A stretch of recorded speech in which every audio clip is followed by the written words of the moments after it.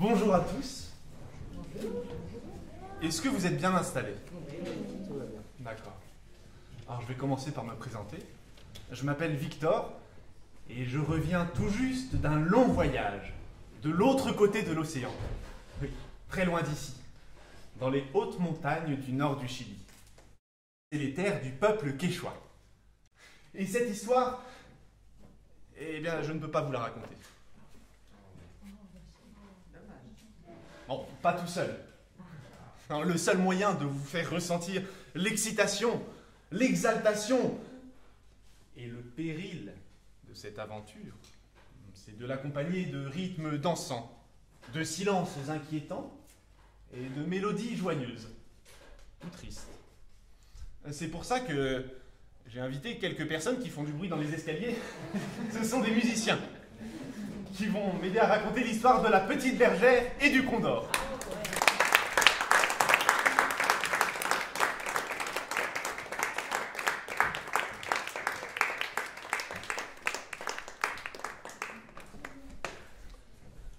Avant de commencer, j'aimerais quand même vous présenter quelques-uns des personnages de notre histoire. Donc, tout d'abord, la bergère, notre héroïne. Ce sera Jacinto et son hautbois. Son hautbois mélodique, expressif et dansant.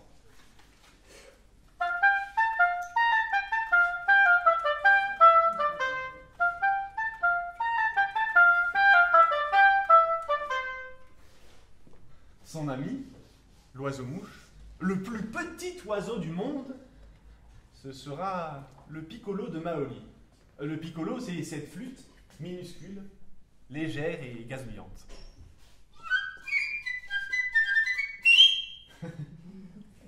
Et très aiguë. Nous avons aussi le condor. Le condor, c'est le plus grand de tous les oiseaux. Ses ailes sont tellement larges et ses serres tellement grosses et acérées qu'il peut attraper et emmener dans les airs un mouton, un lama ou même un enfant. Toi, par exemple. Ou toi. Bon, il faut savoir que le condor de notre histoire est aussi muni de terribles pouvoirs magiques et il peut se transformer à sa guise en qui bon lui semble. En attendant, il plane dans le ciel en quête de son prochain repas. Le condor, ce sera le basson de Masato, profond et majestueux.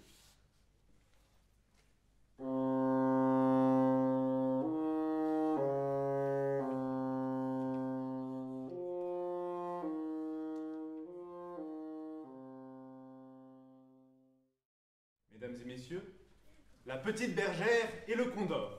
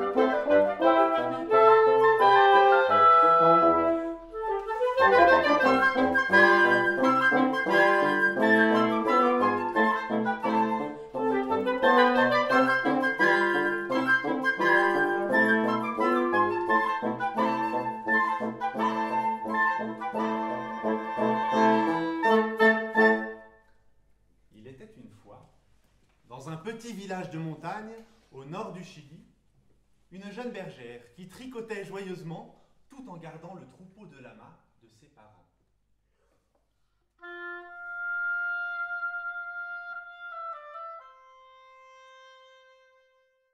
Il décide de se métamorphoser en jeune garçon.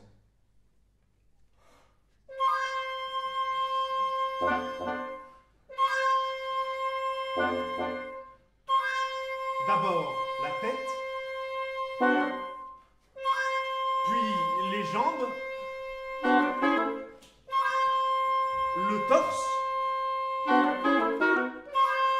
et finalement, les bras.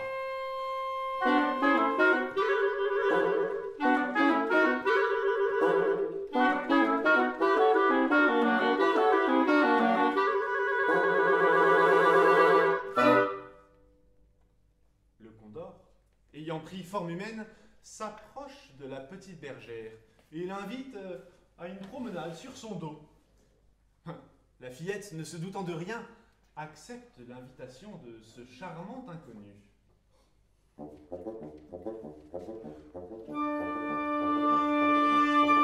Il s'éloigne petit à petit du troupeau de la mare. Puis le garçon se met à courir.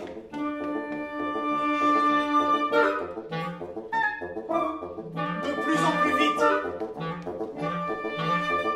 Et dans sa course, il redevient condor.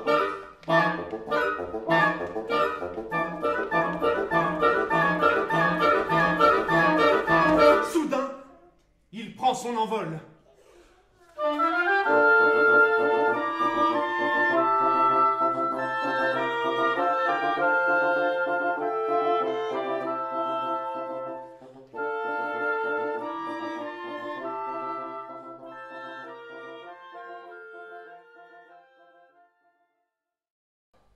Un matin, alors que le condor s'est absenté pour aller chasser, un petit oiseau-mouche fait son apparition à l'entrée de la grotte. Apercevant la bergère, seule et accablée, le petit oiseau-mouche s'approche.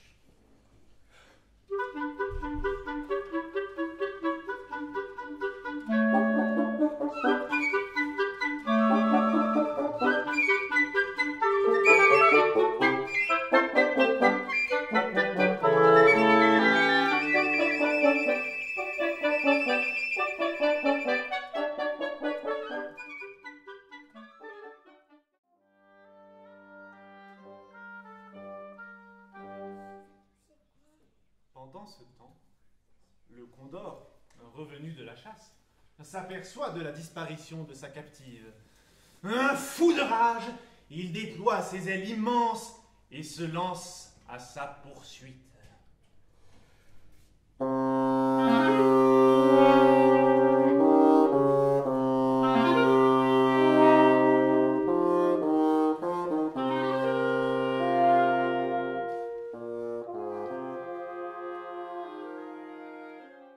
Soudain, une voix familière leur parvient. Dehors, ils aperçoivent leur enfant chéri.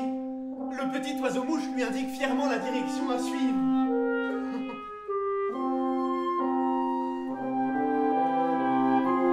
Se précipitant les uns vers les autres, ils dansent tous ensemble une ronde d'allégresse pour célébrer leur retrouvaille.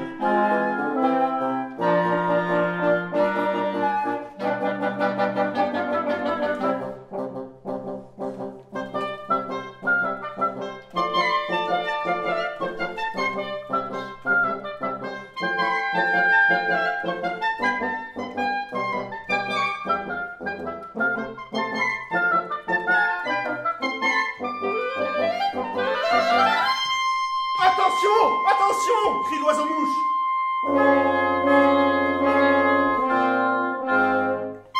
Le condor approche.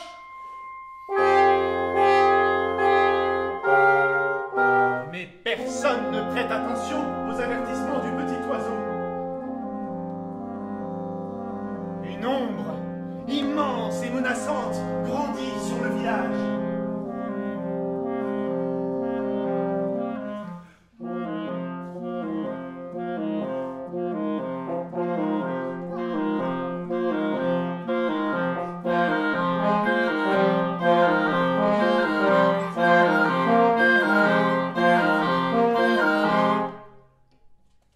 Figés de stupeur à la vue du condor, les parents mettent fin à leur danse.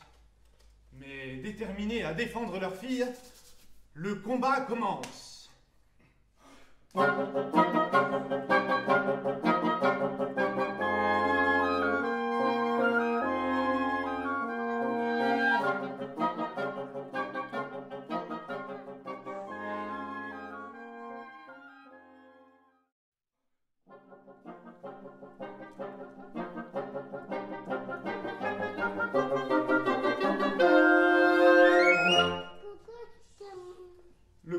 pousse un cri de douleur et laisse échapper l'oiseau-mouche, miraculeusement indemne.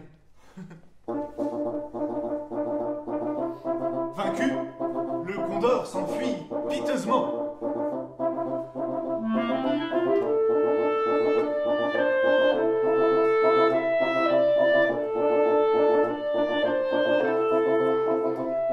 Depuis ce jour, le condor n'a plus une seule plume sur la tête. Et l'oiseau-mouche porte toujours le collier coloré de la petite bergère.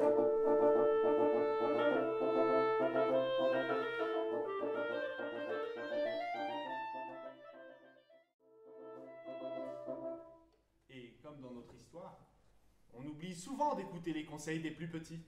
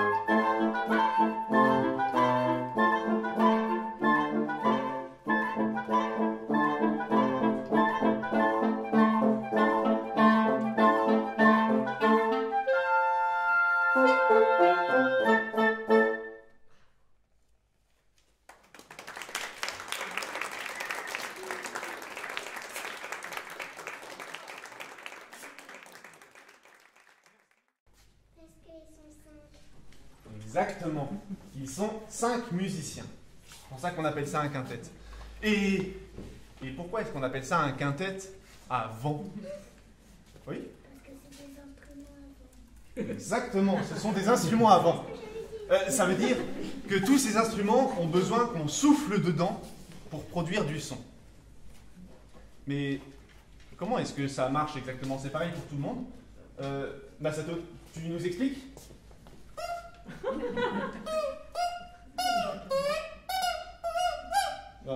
Non, désolé, je comprends pas. Jacinto, tu peux lui traduire?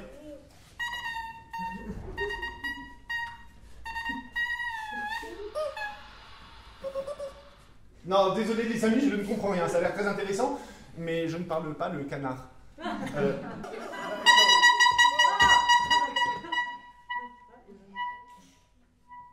Alors, soit quelqu'un essaye d'envoyer un télégramme, soit il y a un canard pas content du tout. Ah d'accord. Non mais c'est bon, j'ai compris. Je crois qu'il est jaloux parce que lui, il a une ange simple, alors que les autres ont une ange double. Ah, oui, bon. C'est une simple plaque de roseau posée sur un bec en forme de flèche. Oui, c'est ça.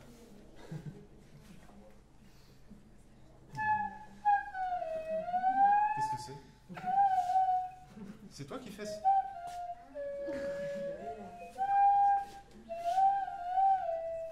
Oh bah ça. Je ne connais pas cet oiseau-là, mais il a l'air très sympathique. Bonjour. Mais attendez, en fait, avec les instruments, qu'est-ce que ça donne exactement?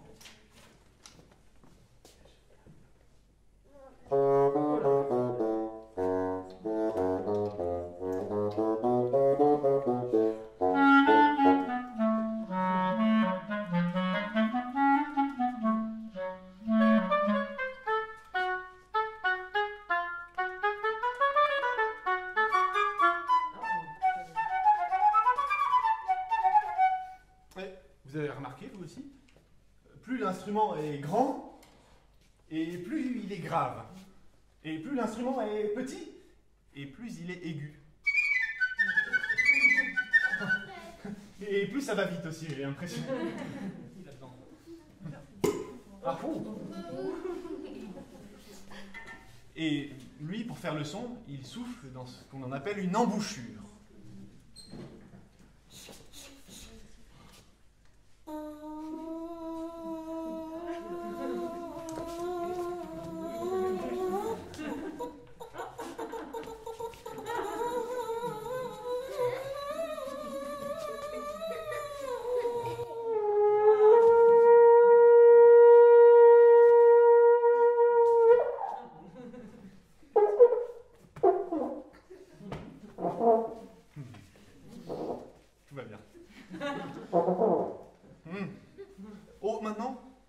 j'aimerais vous proposer une expérience. Est-ce que, s'il vous plaît, tout le monde pourrait fermer les yeux?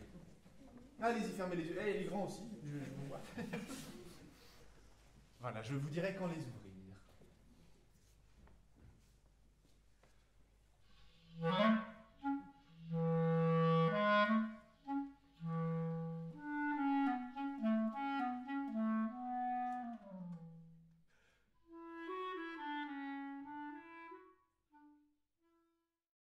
Chaque instrument a une sonorité très différente. Et comme les couleurs, quand on les mélange, on peut avoir une multitude de teintes et de nuances différentes. Alors, il est temps de partir pour un nouveau voyage. Mais cette fois, moi je ne vais rien vous raconter. Ce sera à vous d'imaginer votre propre histoire. Et faites bien travailler votre imagination parce qu'après, peut-être que je vous poserai quelques questions sur ce que vous avez entendu ou ce que vous avez vu. Et ce sera sur la musique d'Edward Grieg.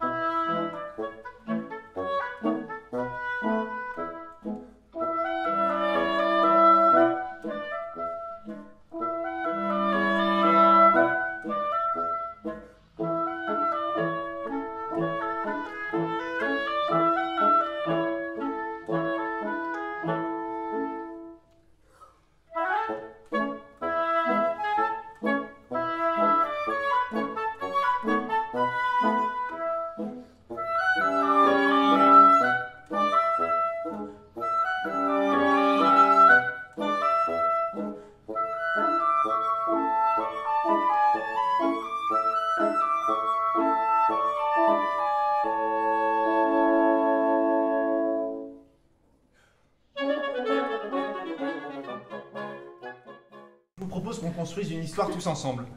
Est-ce que quelqu'un peut me donner une idée de l'endroit où ça s'est passé? Ouais. En Mongolie. D'accord. Un troisième personnage, allez. Et pas un oiseau-mouche, s'il vous plaît. Oui. Un papa. D'accord. Alors, cette histoire se passe en Mongolie. Un papa et sa petite fille se promenaient tranquillement dans les montagnes. Je ne sais pas s'il y a des montagnes en Mongolie. Est-ce qu'il y a des montagnes en Mongolie? Oui. Oui, bien sûr, il y a des montagnes en Mongolie. Et puis, en fait, ce papa emmenait sa fille à la chasse. Il y a des gens qui sont pour, des gens qui sont contre. Lui, il emmenait sa fille à la chasse, c'est comme ça. C'est en Mongolie, pour se nourrir, parfois, il faut savoir chercher sa propre nourriture. Alors, le papa, il dit, tu vois, ma fille, je vais t'apprendre comment on chasse les oiseaux. Et puis, il voit un oiseau, il tire, mais il le rate. Cet oiseau s'envole. Et là, il veut tirer, il croit qu'il va l'avoir. Et là, il y a un autre oiseau qui arrive, et pof, qui lui pique sa proie, et qui gobe l'autre oiseau. Alors il comprend rien, il s'approche, il dit, mais c'est un énorme oiseau, un oiseau qui peut manger des oiseaux, on va pouvoir manger pendant des semaines grâce à ça. Il commence à s'approcher, et il s'approche de plus en plus vite pour pouvoir le trouver, pour pouvoir lui tirer dessus et pouvoir le manger. Et puis plus il s'approche, et plus il s'aperçoit que l'oiseau en fait est vraiment très très gros. Et il s'arrête, et l'oiseau, qui était comme ça de dos, se retourne, et lui fait... Tu veux manger des oiseaux comme moi? Mais est-ce que tu es assez fort pour ça? Et là, le chasseur, qui est avec sa fille, qui lui dit, cours, cours, cours. Et ils s'en vont en courant, en courant, en courant. Et l'autre oiseau qui fait, c'est humain. Et voilà, fin de l'histoire.